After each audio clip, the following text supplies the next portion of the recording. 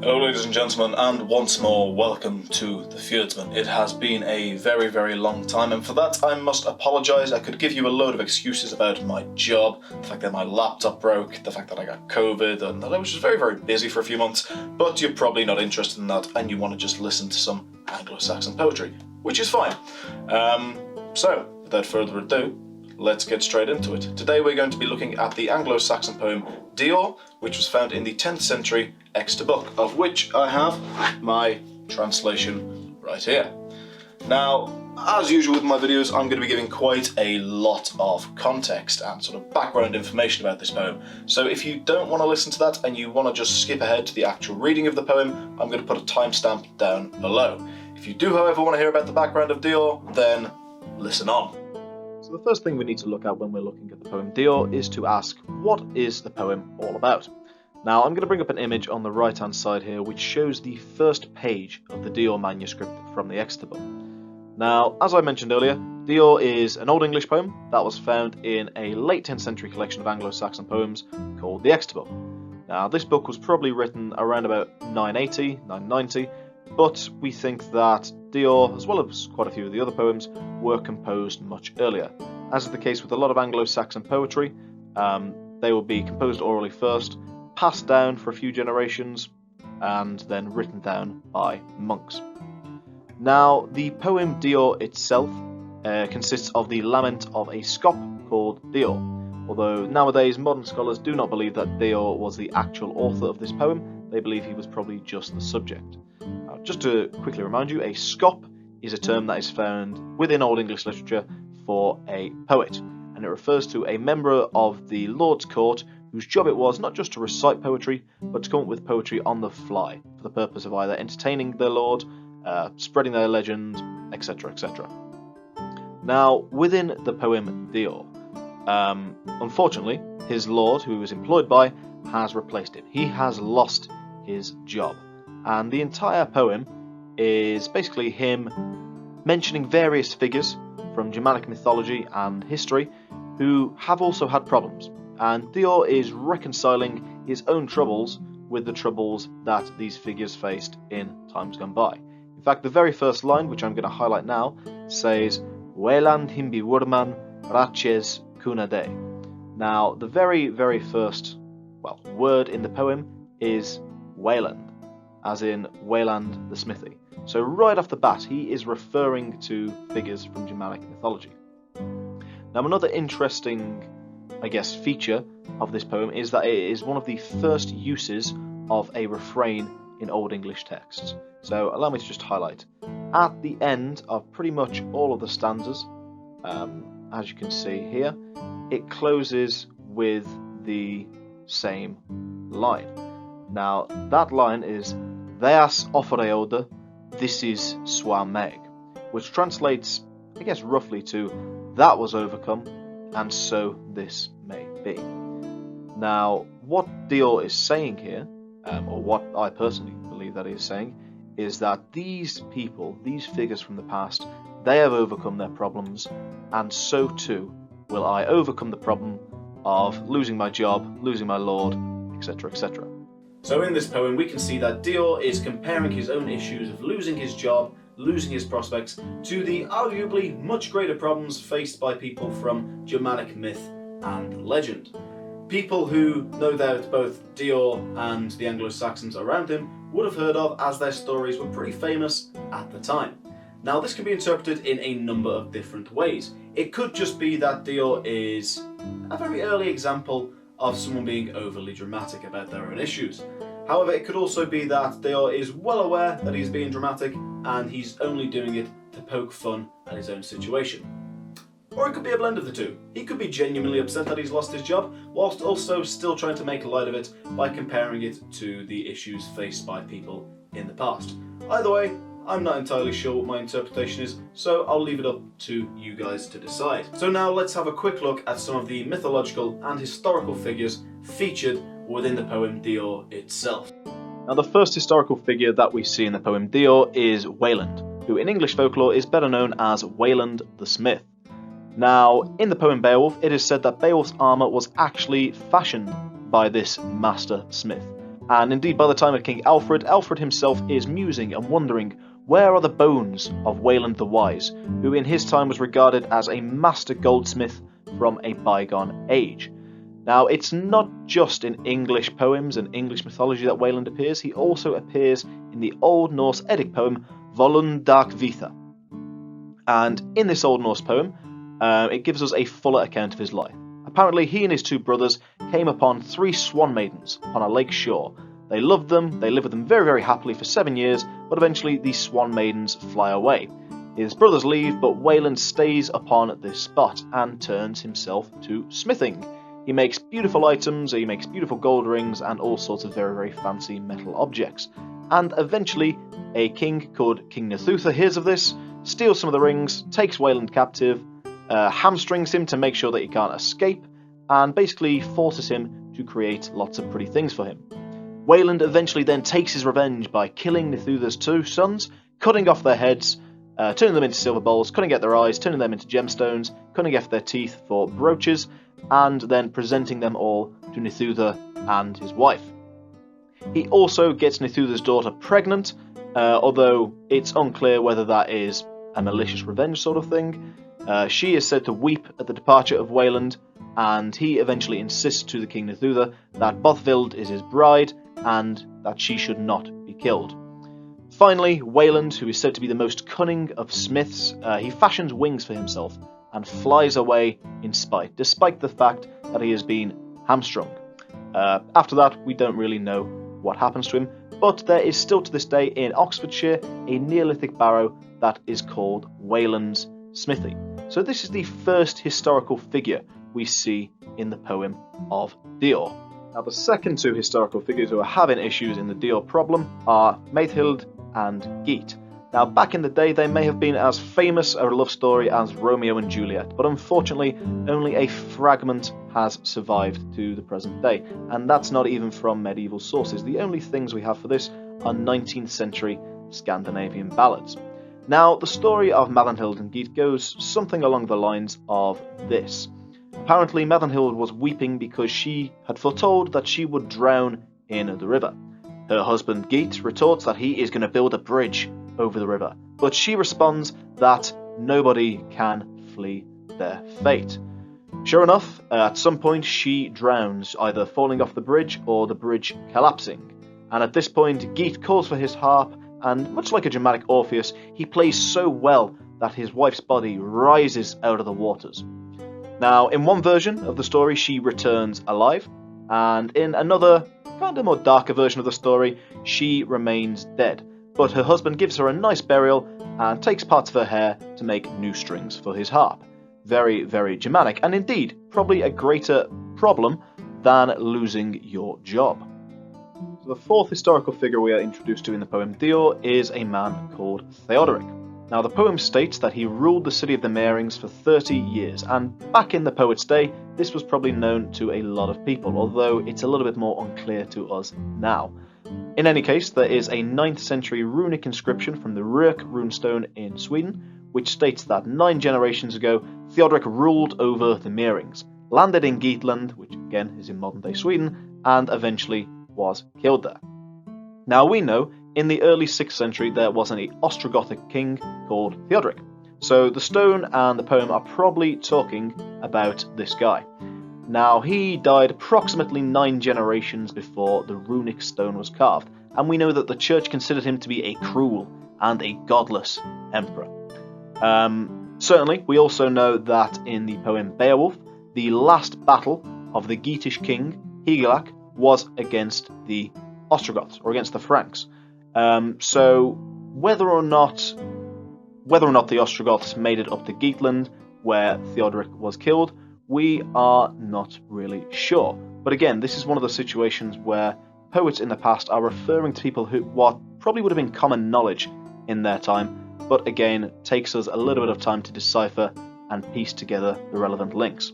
The 5th figure, however, we do know a little bit more about. This was a man called Ermenric, who we know is a great king of the Ostrogoths, died around about the year 375.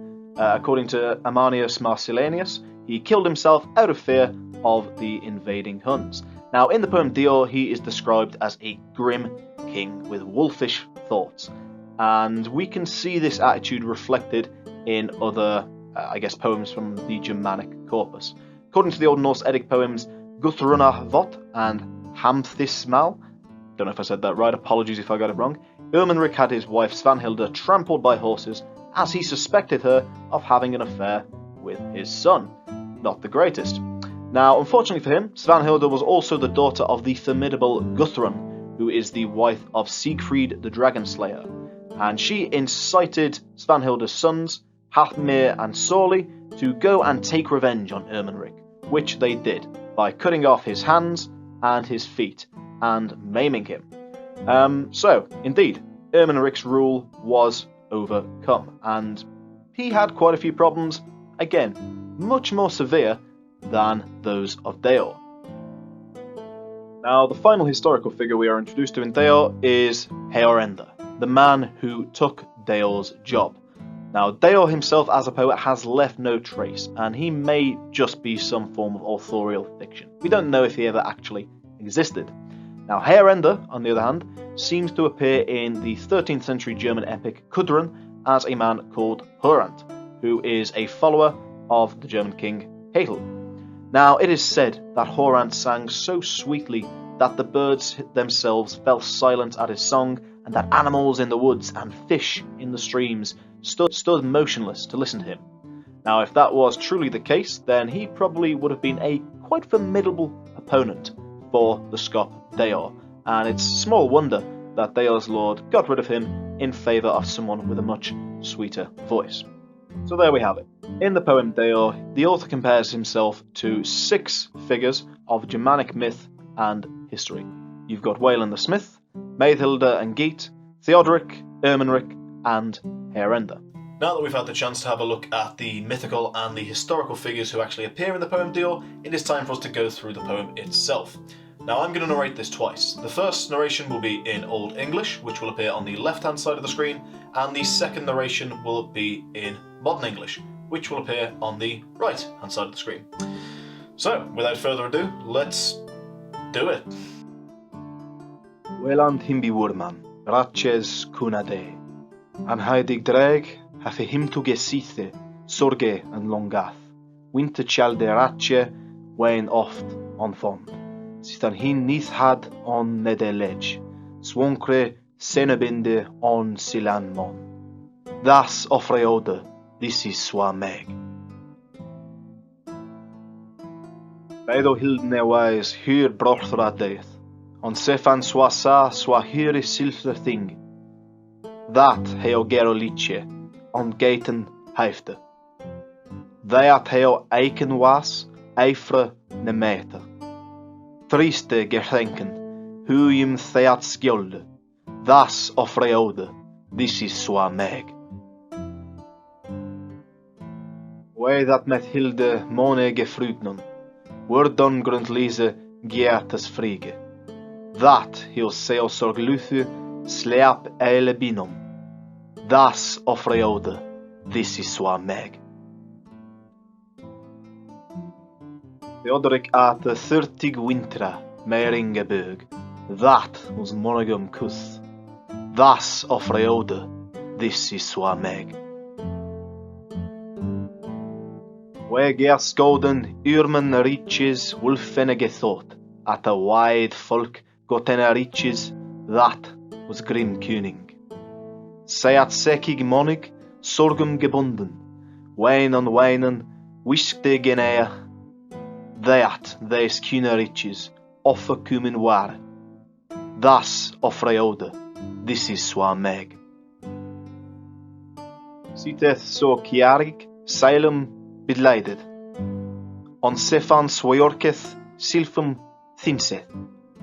That si endeales, fotha dail. Meg thonige thinken, that geon das world. Wittig dreiten, wendeth geneach. Iore, monigum, ar gesqueath. Wiskline bleid, sumum, waina dail. Da ik bi mi silfum, sek gan huile. That hik huile was heodaninga skop. Dreitne dire me wes Deor noma.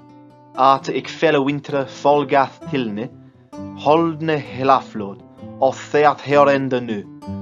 Leoth kraftig mon, Londrit getha. Theat me eole hleo ar geselde. Das offreode, this is swa meg. Wayland himself, by means of worms, experienced agony. The strong-minded noble endured troubles. He had for his companions sorrow and longing. Winter bitter rack. He often felt misery after Nith had put fetters on him, supple sinew bonds on the better man. That was overcome, and so this may be. Berohild was not as sad in mind for the death of her brothers as for her own trouble. She had clearly realized that she was pregnant.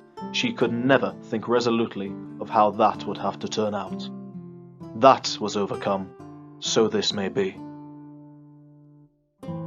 We heard that the moans of Matilda, of the Lady of Geat, were numberless, so that her sorrowful love entirely deprived of sleep. That was overcome, so may this be.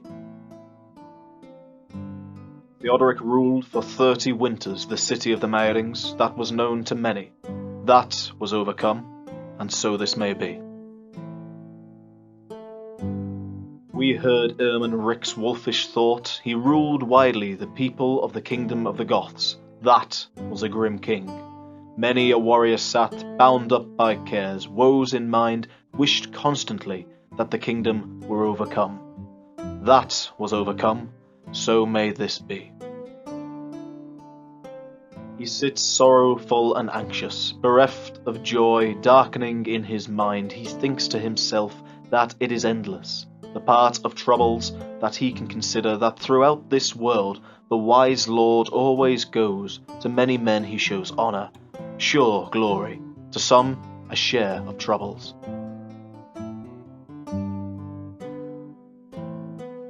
I for myself want to say this, that for a while I was the scop of the Headernings. Dear to my lord, my name was Deor. I had for many winters a good position, a loyal lord, until Herenda now, a man skilful in songs, has taken the estate that the protector of warriors before gave to me. That was overcome, so may this be. So that was the poem Deor, which is one of my favourite old English poems. Now, you may remember, close to the start of this video, I said I didn't really know what my interpretation of the Deor poem was. That was, in fact, a lie. The way I see it, the author of this poem acknowledges that in day-to-day life, things go wrong. You may lose your job, you may lose your partner, you may lose a beloved family member, and that's difficult for all of us. Now, the refrain, Das offreode, this is swa meg, that was overcome, so this may also be overcome, is particularly poignant, I think. Now, despite all the troubles that the individuals in each of these stanzas suffered, they persevered and they overcame these issues in the end. Even Deor himself says, that was overcome, and I too am going to overcome my problems. Now, I am a big fan of looking to history as a source of inspiration and wisdom for how we can live our lives in the modern day.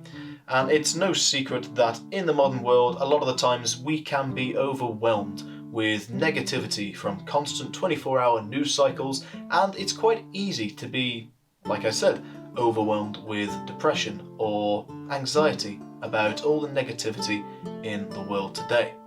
We all have our own individual problems in the modern world, whether that be to do with our partners, whether that be to do with our friendships, our work, the current global state of society, COVID, whatever your issue is. It is important to remember that it is only exacerbated by focusing upon it.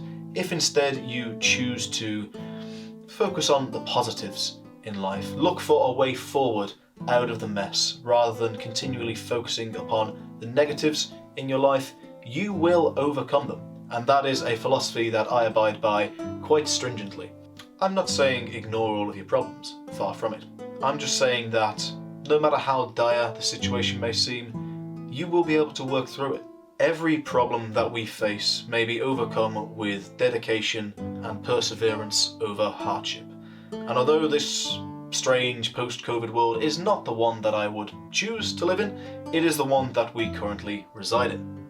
So if you too, like the Anglo-Saxon poets, find yourself overcome with overwhelming depression, try and take the time to distance yourself from the source of that depression. So whatever your issues, make sure you take the time for yourself. Turn off your phone, turn off the news, distance yourself, go for a walk, enjoy the sunshine, and remember that plenty of people have had problems in the past and plenty of people are going to have problems in the future. Just remember that it is your positive mindset that will allow you to overcome them. And remember, Daya Sofreode, this is Swameg.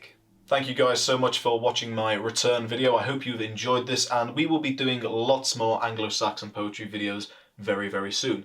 As you can see, we have moved into a new gaff, which means hopefully we should be able to do our videos much more consistently from now on. I'm still going to be carrying on the Anglo-Saxon paganism series in conjunction with this.